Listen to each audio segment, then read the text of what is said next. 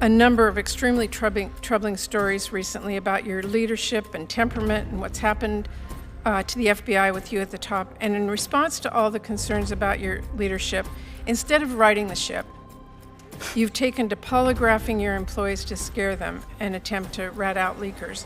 Good evening and welcome back to Neutral. This one is worth your time. At a Senate appropriations hearing on the FBI's budget, Senator Patty Murray of Washington, the committee's vice chair, sat across from FBI Director Kash Patel. It started as a thank you. It turned into one of the most sharpest exchanges of the season. A direct claim, a direct denial, and a set of numbers that don't quite line up. Let's roll the tape, and we will stop at the moment that matters most. Dr. Patel, I want to start by recognizing important work by the FBI to crack down on fraud. In one case, the FBI helped bring justice multiple former business owners who orchestrated a $205 million Medicare fraud scheme on the American people. And those business owners filed nearly 1 million false claims for services that they never provided to any patients, literally stealing from American taxpayers and preying on vulnerable people who were suffering from Alzheimer's and dementia and substance abuse. But thanks to the FBI, those crooks were held accountable. So I just wanted to ask you today if you would pass along my gratitude to those FBI agents for their tireless work bringing those criminals to justice. I will, ma'am. The fraud work is often overlooked, and I greatly appreciate that. And very important. But I do have to say, unfortunately, President Trump, the guy who says he's going after fraud, granted this man, Lawrence Duran, clemency last June. He was set free and let off the hook for the $87 million he owed in restitution. And Trump granted clemency to Duran's business partner last February, cutting well short her 35-year prison term. He literally undid the important justice work the FBI served and let fraudsters off the hook, and I find that deeply disturbing. With that, I want to say, I want to take a moment to reiterate the important role of DOJ law enforcement in keeping all of us safe. Those agents and deputy marshals are absolutely critical to making sure public safety and solving crime. But I worry that instead of pursuing these child abusers or terrorists or drug traffickers or other criminals, you have our agents spending time carrying out Stephen Miller's mass deportation agenda and harassing families and children.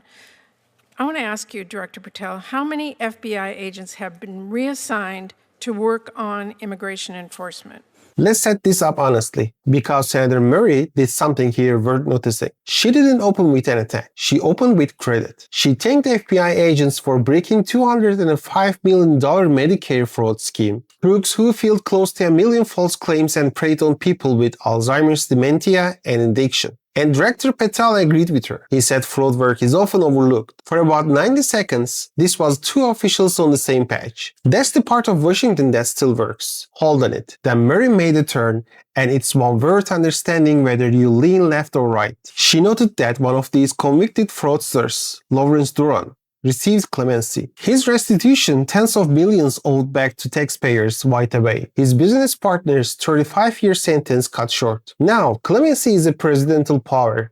It is fully legal, and reasonable people can disagree about any single grant of it. But Murray's point wasn't about legality, it was about consistency. If the message is that this administration is cracking down on fraud, and the fraudsters the FBI caught are walking free, those two things are in tension. That's a fair observation, and it lands no matter who you voted for. Then she asked the question the rest of this hearing turns on. How many FBI agents have been pulled off their normal work and put into immigration enforcement? Watch the answer carefully. No one at the FBI has been reassigned to work solely on immigration, ma'am.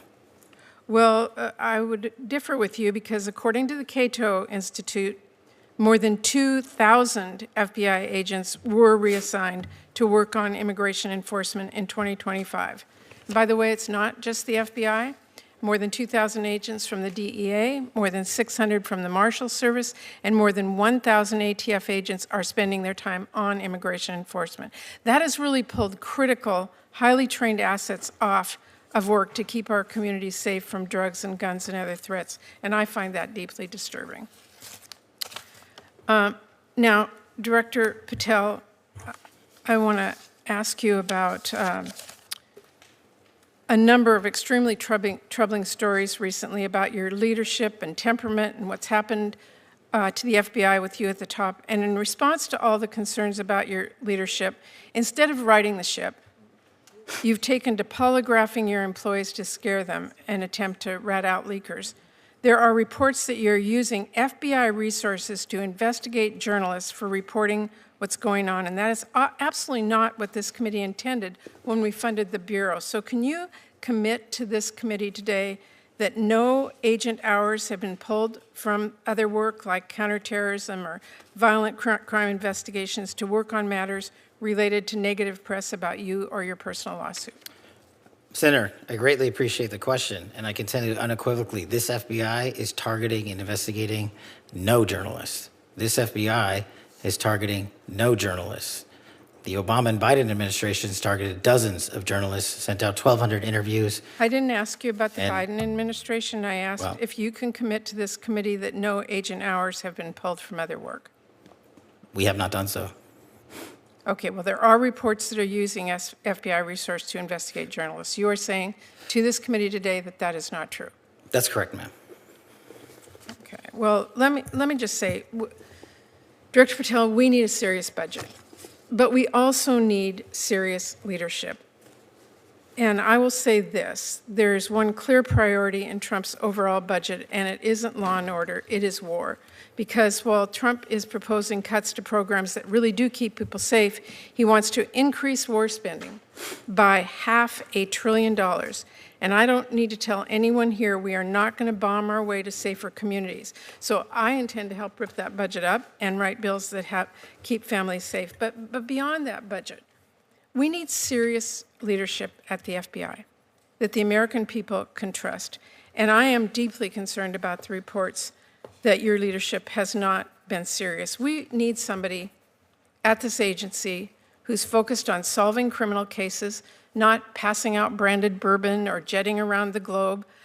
Your job is to be reachable. And I know Senator Van Hollen asked you about this, but I gotta say, if you want to pass out liquor or pop bottles in a locker room, stick to podcasting, leave law and order to people who really do care about justice and appearances. That is really critical, and it's what I am really deeply concerned about, and so are many people. Thank you, Mr. Chairman. Can I respond? This is what real leadership looks like at the FBI. Every one of you was given it. This is what's happened under my tenure at the FBI and the Trump administration. 20-point drop in the homicide rate, 45,000 violent offenders arrested last year, twice as many as 2024, 2,450 criminal gangs disrupted, that's a 322% increase from 2024, 6,900 child victims have been located since I've been in the seat, that's a 144% increase, 2,900 child predators and human traffickers arrested, that's a 70% increase, and we've arrested 8 of the top 10 most wanted fugitives in the world in 14 months, that's twice as many in the 4 years combined. That is what the men and women of the FBI are doing, well-resourced. Everyone should take a look at this. If people want to continue the baseless, fraudulent, false personal attacks at me, that's great. Keep the target on me, as I've always said, but the mission has never been better. Mr. Chairman, if I could just respond to Senator Murray.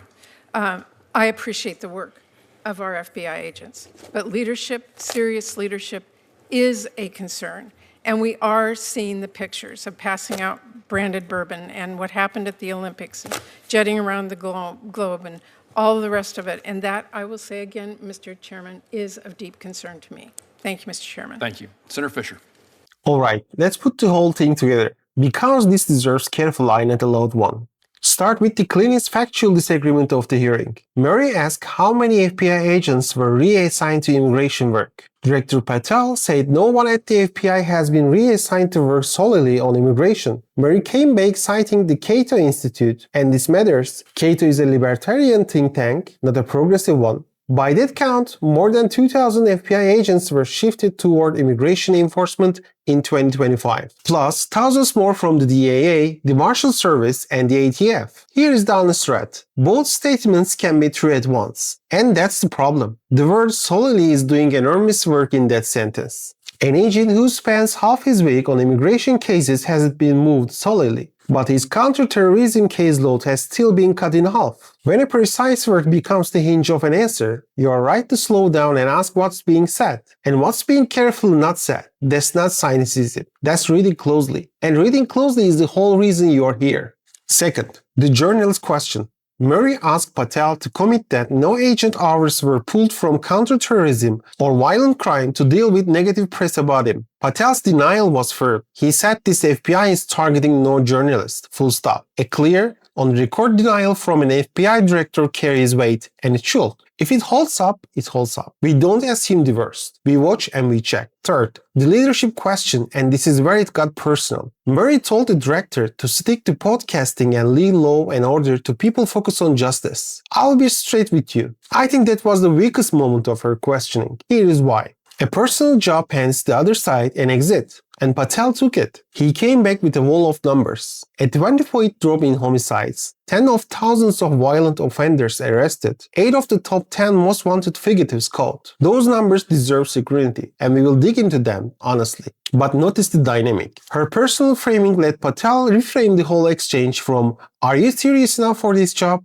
into a highlight reel. So here is where I land tonight. There are two arguments in this hearing. The strong one was about resources, whether the agents we count on for terrorism and violent crime are being quietly pulled toward immigration work, 1/2 week at a time. That argument never got answered. It got reframed. The weaker one was about bourbon and travel. And that's the one that let the director walk away looking like the steady man in the room. That's the honest accounting, not a verdict. And accounting, because that's the deal here at Netro. We don't tell you what to think. We slow the tape down, we show you the sims, and we trust you to the rest.